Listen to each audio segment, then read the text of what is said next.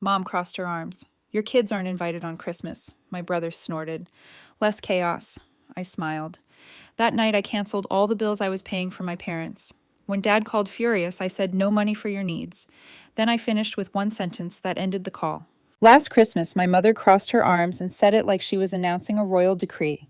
Your kids aren't invited this year. Just like that. No explanation, no hesitation. My brother snorted. Less chaos. I smiled, but it wasn't the kind of smile that means agreement. It was the kind that shows you finally made a decision. They didn't realize what they just done. I drove home that evening with my kids asleep in the back seat, clutching their handmade ornaments they'd hoped to hang on Grandma's tree. I didn't cry. I didn't even feel hurt. What I felt was something sharper. A snap inside me. A shift. My parents have always played favorites. I was the responsible one, the quiet achiever, the one who made it out, got a degree, held down 2 jobs, and raised my kids without ever asking for help. My brother Mark was the charming disaster. Lost jobs, short temp gigs, and somehow still the favorite. They bailed him out when he wrecked his car, paid his rent for a year, even helped him with a down payment when he bought a house he couldn't afford. Me, they never offered. I never asked. But when Dad got laid off 3 years ago and things got tight, I stepped in quietly, paid their utility bills, put them on my cell phone plan, covered their car insurance, helped them with groceries. I didn't do it for recognition. I did it because they're my parents, and they never said thank you. I told myself I didn't need them to. But when my own kids got treated like second-class citizens in the family, left off group texts, forgotten at birthdays, and now banned from Christmas, I realized they didn't just take me for granted. They looked down on me. That night, after putting the kids to bed, I sat at the kitchen table with my laptop. No wine, no music, just me, and a sudden, very clear resolve. First the electric bill, canceled, then the gas, canceled, cell phone service, gone, car insurance, off my policy. They would find out when they tried to use things. I didn't warn them. I didn't owe them that. The next morning around 8:00 a.m., my dad called. I watched the phone buzz on the counter while I packed the kids' lunches. Then I answered. What the hell is going on? We don't have power, and the phones are dead. I said no money for your needs. Silence, then the storm. He yelled about loyalty, about family, about betrayal. I let him go on. When he finally stopped breathing heavy, I gave him one sentence. Let's see how peaceful your Christmas feels without heat or internet. I hung up. For the first time in years, I felt calm, not because I hurt them, but because I finally stopped letting them hurt me. 2 days after I shut everything off, I heard through my aunt that my parents were staying with Mark. Apparently, the power company wanted the full balance paid to reconnect the electricity, and their phones were still dead. My mom told Aunt Patty that it was just a hiccup and that everything would be sorted out by the weekend.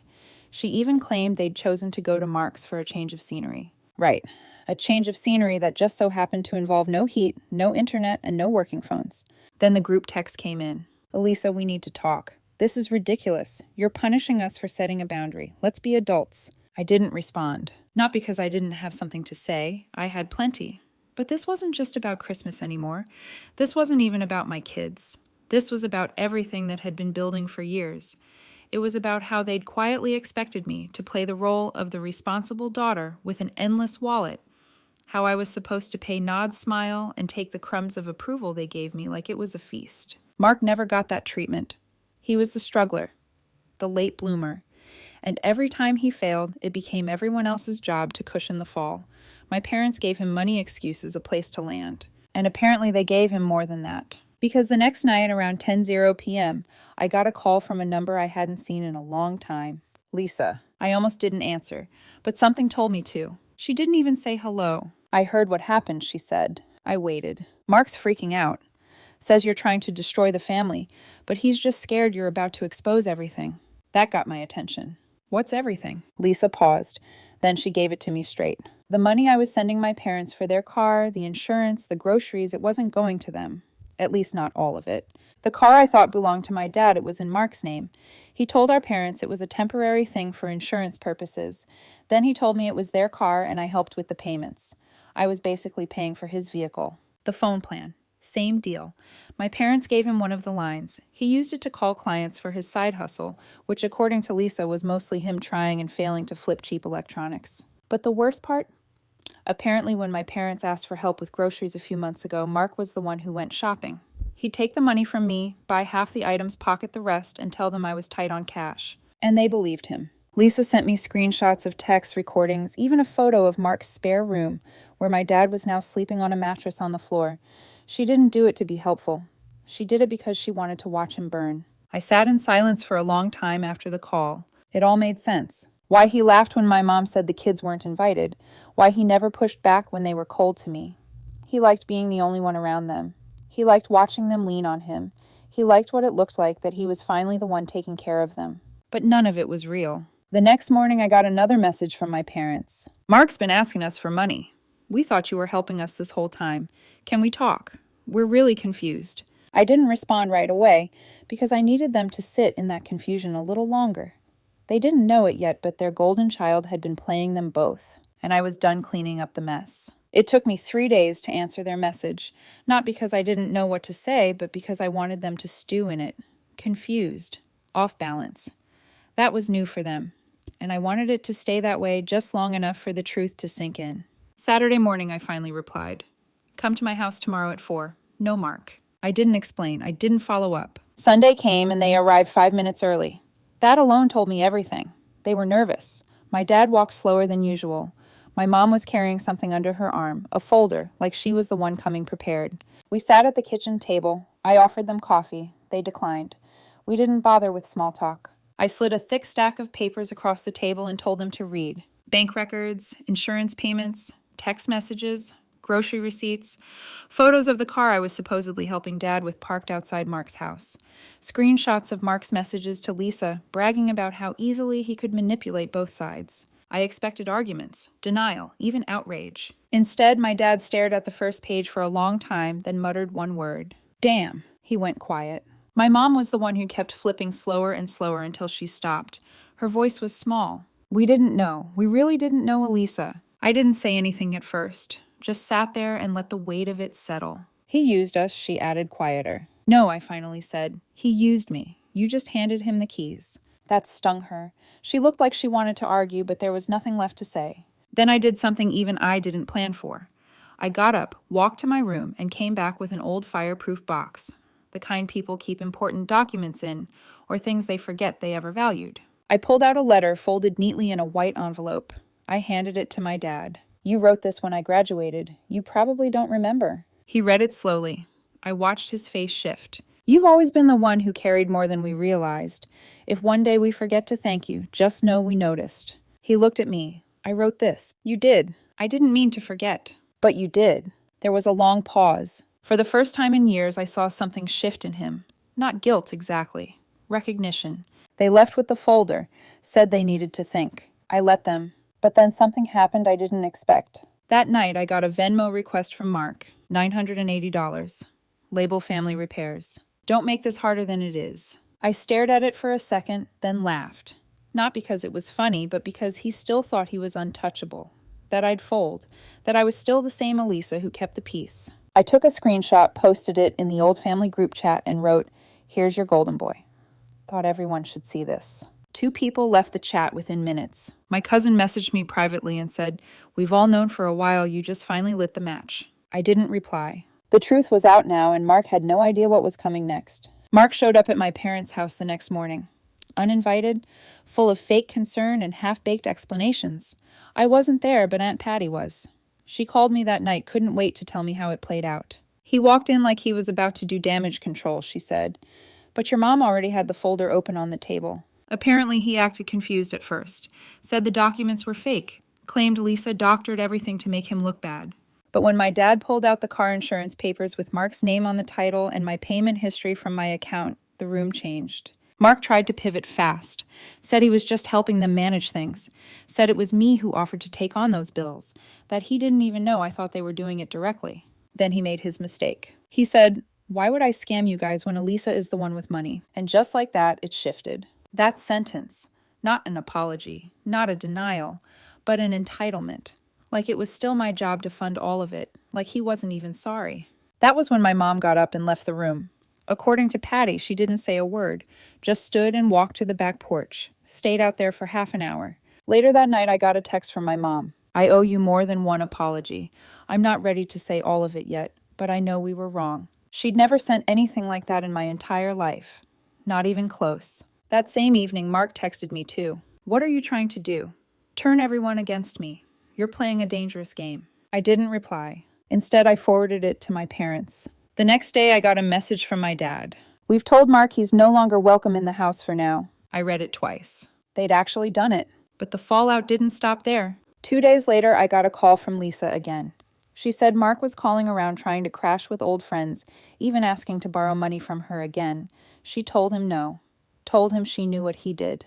And then she told me something I hadn't known. Mark had been skimming from my dad's old retirement payout. When he first moved back into town, my dad cashed out a portion to help get him started. But he never told my mom how much it really was. Mark convinced him to put the money in a joint account just for a little while. It had been drained within 6 months. Lisa had seen the statements. My mom hadn't. I told her. I sent her screenshots. And 2 hours later, my mom called. She didn't ask if it was true. She didn't even cry. She just said, "We're going to fix this. I don't know how yet, but I want to try if you'll let us." It was quiet on my end for a while. Then I said, "You can start by inviting my kids to Christmas." She didn't hesitate. "They're already on the top of my list." The invitation came in a red envelope, hand-delivered by my mom on a rainy Tuesday afternoon. I didn't even hear her knock. She just left it wedged in the front door like she couldn't decide if she wanted to stay or leave before I opened it. My kids were the ones who found it.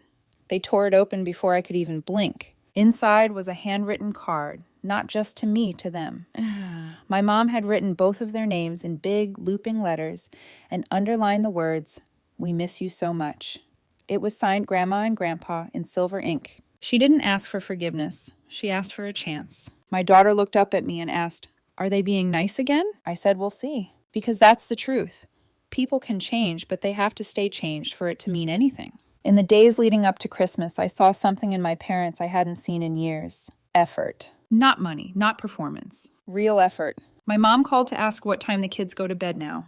My dad dropped off a toolbox for my son's science project, said nothing when my son picked the purple paint. There were no lectures, no judgments. They were quiet. They were listening. I won't pretend it healed everything. But it was a start. And of course, that's when Mark made his move. Christmas Eve, 10:13 a.m. My phone rang. Unknown number. I didn't answer. Then it rang again. Same number. And again. Fourth time I picked up. "Who is this?" "Mark. Enjoying your little reunion." I didn't respond. He kept going. "You think this is permanent. You think they chose you. Please. They're just embarrassed. I give it 2 months before they're crawling back to me." Then his voice dropped. "I can still make them see who you really are." I didn't even flinch. "You already did," I said. "They saw." He hung up. I thought that was it. But I underestimated how petty he could be. 2 hours before dinner, my mom called again. "Elisa," she said, "Mark showed up here." She sounded calm, too calm. Said he had gifts for the kids. We let him in. But there were no gifts. Instead, he handed them 2 boxes wrapped in tissue paper, and inside were old photos of me, college parties, an ex I'd rather forget, and one photo where I was clearly crying in a stairwell, taken without my knowledge. He said I was manipulative, controlling, that I had always been good at playing victim. But what he didn't expect was that they didn't believe him. Not anymore. My mom told me she walked right into the kitchen, picked up the 2 boxes, and put them in the trash. No hesitation. My dad stood up and said the same words he'd once used to kick Mark out when he was 19. "You come into this house to divide it. You leave without a key." He didn't even argue, just walked out and slammed the door behind him. When we arrived for dinner that night, the house looked nothing like last Christmas. The table was set for 6. 3 stockings hung for my kids each, with a little note from my parents tucked inside.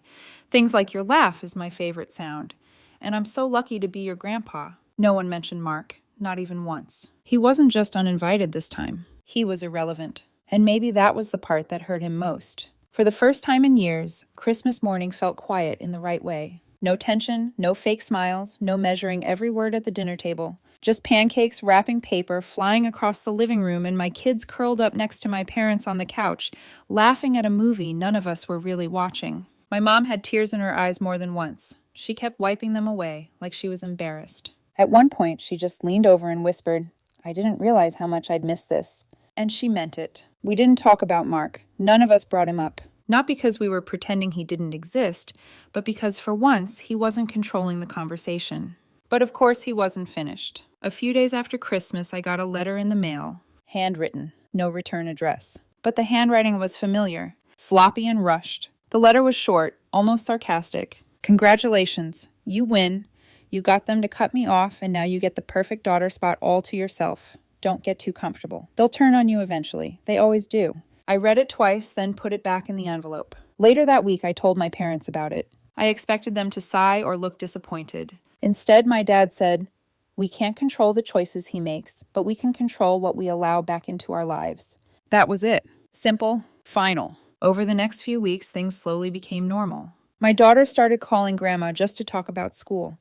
My son insisted Grandpa be the one to come to his science fair. We went to Sunday dinners. No eggshells, no forced hugs. They weren't trying to earn points anymore. They were just showing up.